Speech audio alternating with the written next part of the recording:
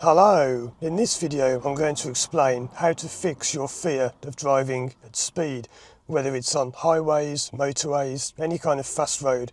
So let's get driving, and I'm going to explain the common mistakes people make, where people go wrong, where therapists go wrong, what will work and what won't work.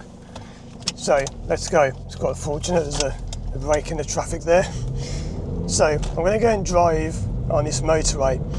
And for many people who have a fear of speed, motorway, by the way, if you're watching from abroad, it's just what we call fast roads in the UK, motorway, highway, whatever. It's all really the same thing. So if you're heading towards a motorway like this and you see a blue sign like that one ahead there, many people will start to panic like crazy and start sweating, shaking and having all these bad thoughts in their head. And I'm going to have to say, even though I've said in many videos, the fear of driving has nothing to do with driving. So that is where many people go wrong to begin with. So I'm going on a motorway now, and I find this fun. I'm checking around, it's safe, I'm waiting to the road straight, put my foot down, go for it. This is great fun. I'm building speed 50, 60, coming up to 70, 6th gear.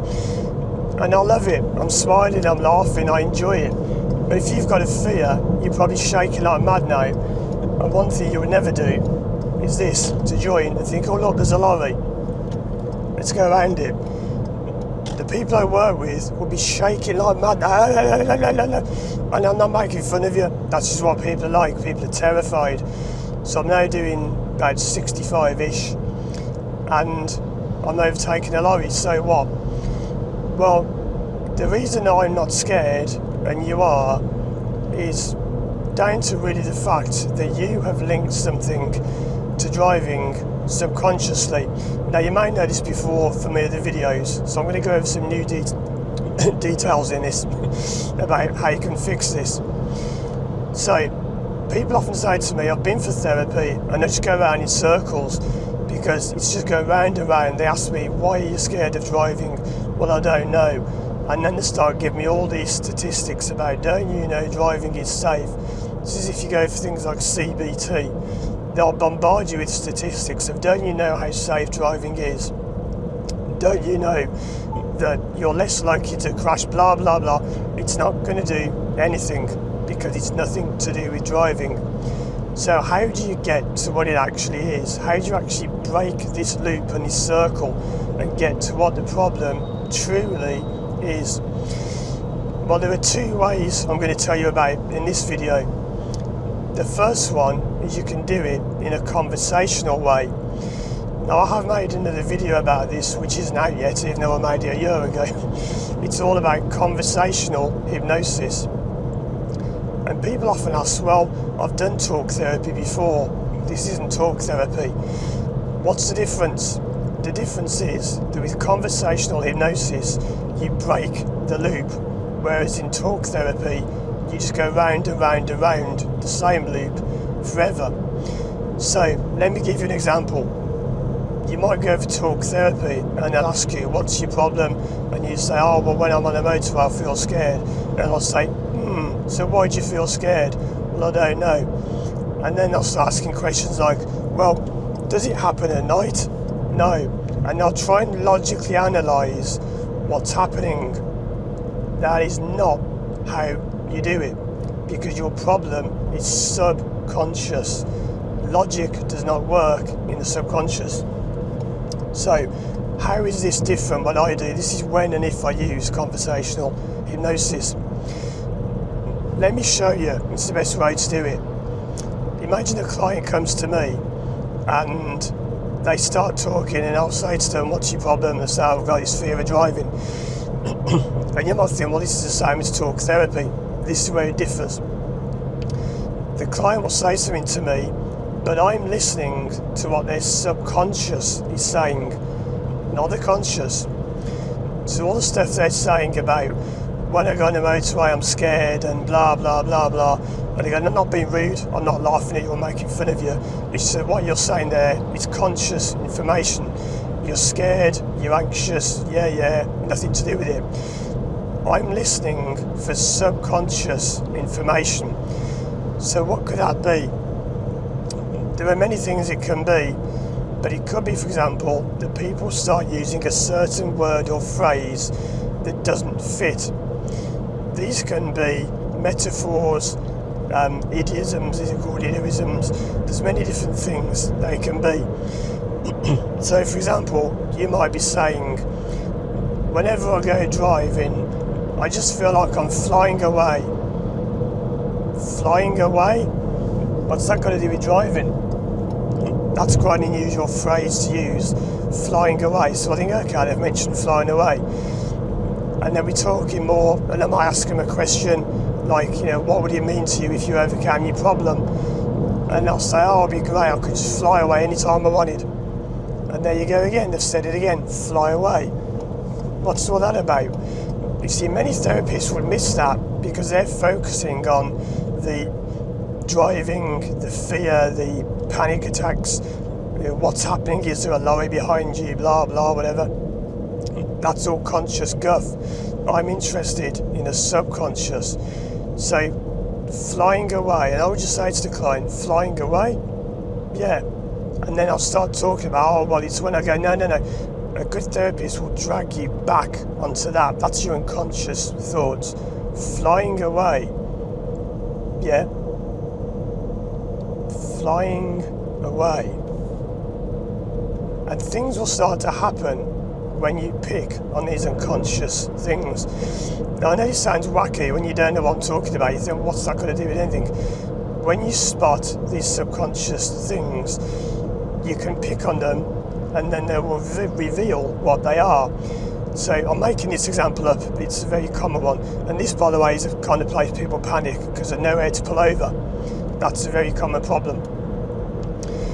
So if this person keeps saying flying away, I might talk about that and it brings up an emotion. Something happens, they cry, they get upset, or a memory will come up. And it could be something to do with flying. And this is a very basic example. It doesn't always work like this. I'm making this as obvious as I can. It's often much more hidden and cryptic than this. So they say, oh yeah, I remember, when I was a kid, I had this thing going flying and I always used to panic on the way to the airport. That's your driving anxiety. And people will say, oh, but that was years before I drove. It's nothing to do with driving.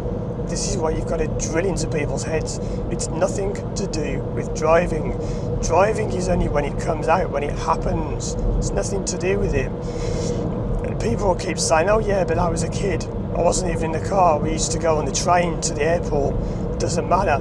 Tell me about that time you went to the airport and you were scared. And then you go on from there. You go on and on. Different things come up. And what you'll find is that you have linked something to the feeling when you drive.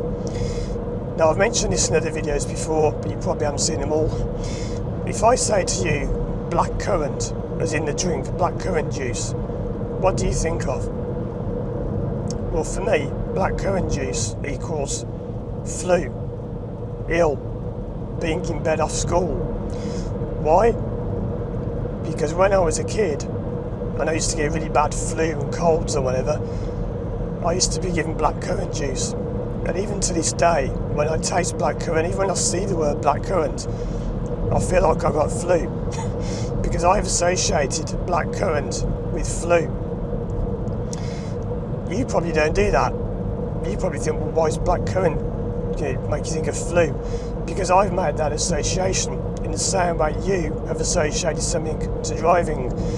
And you might say, well, but I wasn't driving at the time. No, you weren't. But at the time, you were travelling or you were doing something that in some way resembles driving. So it could be you were on the train going to the airport and you were worried about flying. So you formed this feeling, but maybe you didn't fly for years. So that feeling has to go somewhere. These things don't just go. This is why exposure therapy is useless. Check out the page on my website about that. It's nothing to do with driving. Someone left a comment on one of my videos the other week, one of the stupidest comments I've ever had. It was just a troll, and they said something about the fact that you never drive on fast roads makes me wonder whether you really are an expert on driving anxiety. Well, can you see what mistake they've made there?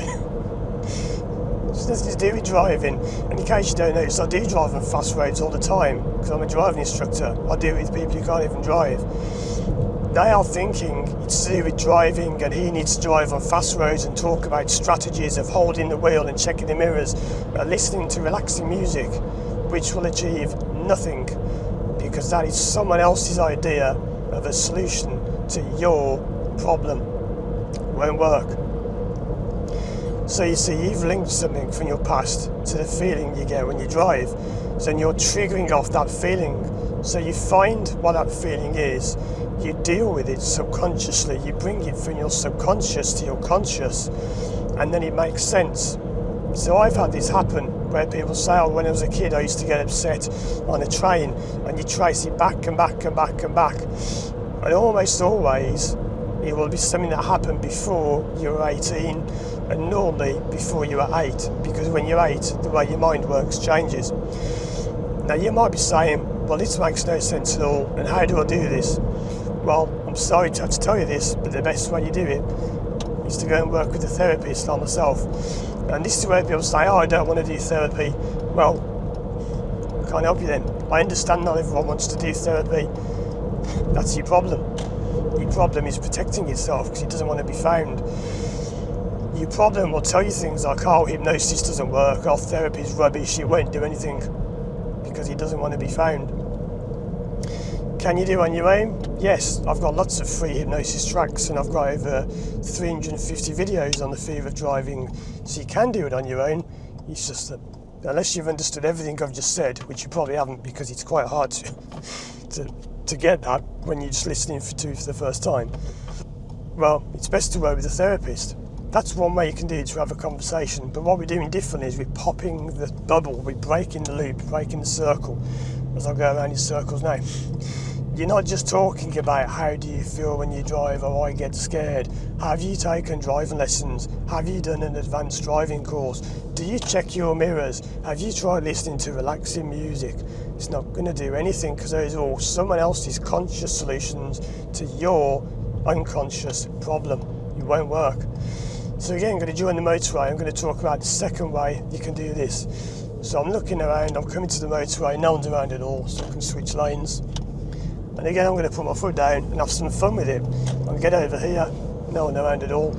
I get to a bend and many people will be screaming, what am I going to do? I'm going to put my foot down, yeah, let's go for it. I'm not going to go sliding or drifting. I'm keeping it safe and sensible. I'm a driving instructor, but I'm going to get around the bend. I'm going to see lots of lorries, fast road, foot down, yeah, let's go for it. It should make you smile. Driving makes me laugh, makes me smile. I'm not a fast driver, I don't like racing around, I've never even had a fast car, but it's just fun. I'm doing 64-ish at the moment. It's fun. There's nowhere to pull over. Am I scared? No. But if you are, let me tell you why. With the second way you can fix it.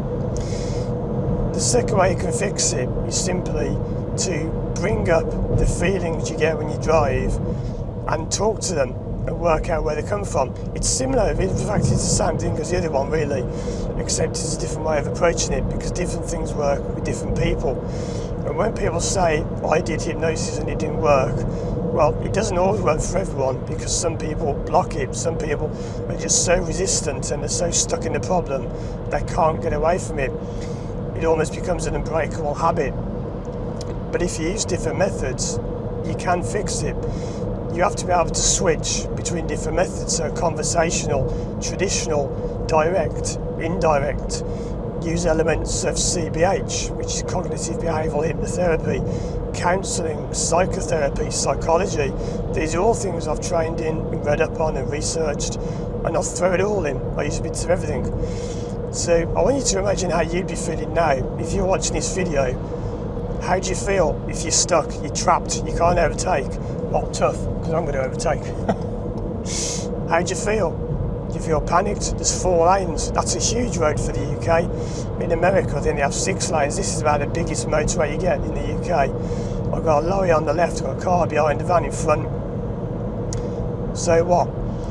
Well, if you're panicking, what you do is don't fight it, don't work against it. You need to understand it. So focus on that feeling. And I might say to clients, okay, tell me about that feeling.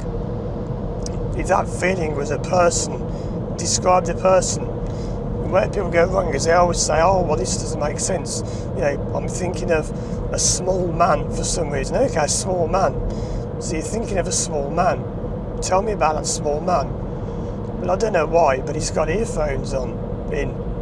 Okay, it's a small man with earphones in. And you might be thinking, what's this got to do with anything?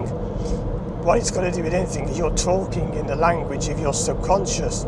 Because as I said before, I'm going to try and get around these if I can, but it's just that busy. I can't go left or I'll be stuck. I can't go right because too many cars are passing.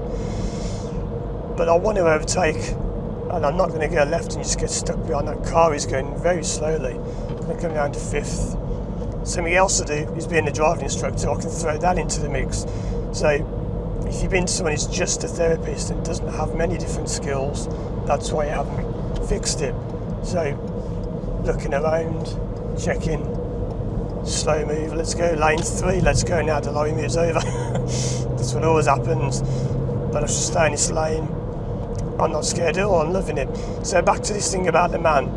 I drop him behind the van because he's speeding up. Anyway, so I chose not to overtake, but that's different to not overtaking because of fear.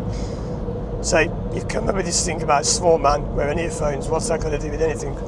Well, that's symbolic of something in your life. It can be that at some point you knew a small man who wore earphones, but it's not normally that simple. It's something else. So it can be, for example, that it reminds you of a time when you were, I don't know, 20. Okay, why? I don't know why, just go with it. So I'm thinking of this small man wearing earphones, and for some reason the memories come up when I was 20 and I used to work in a cafe. Why am I thinking of this? Don't know, it doesn't matter. That's where people go wrong. Do not make the mistake of thinking that you have to make all of this make sense. You don't. If it makes sense, you're doing it wrong. It will not make sense. I'm going to change lanes here. Because this is subconscious, unconscious stuff. It doesn't work with sense, as I've said before, it's like dreams. It does not work with common sense. So, you have this thing come up, the feelings, and you'll have memories come up that we trace, and that will be what your driving anxiety is. Now, what's any of that got to do with driving? Nothing. It's just you've got memories and thoughts stuck in your head that come up. So we process them, we deal with them, and then your problem goes. Because you see, whatever that association was for you, you've broken it. You've gone into your mind, you've dealt with the problem. Let's just say that when you worked in a cafe, you were involved in a robbery, an armed robbery or something like that.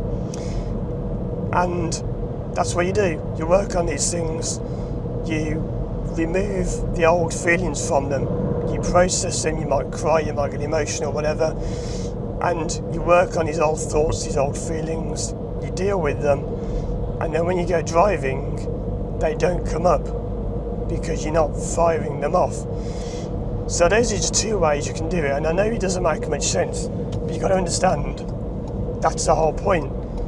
Therapy doesn't make sense because we deal with the unconscious, so if it makes sense, then you're doing it wrong. If you're working with someone who's trying to get you to make sense of things and make it all add up, it won't, because it's not going to work like that. It just doesn't work in that way.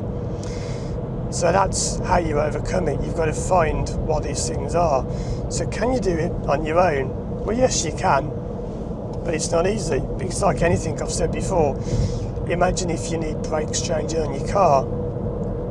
You can do it yourself. Nothing's saying you can't do it yourself, but can you do it yourself? Do you know how to?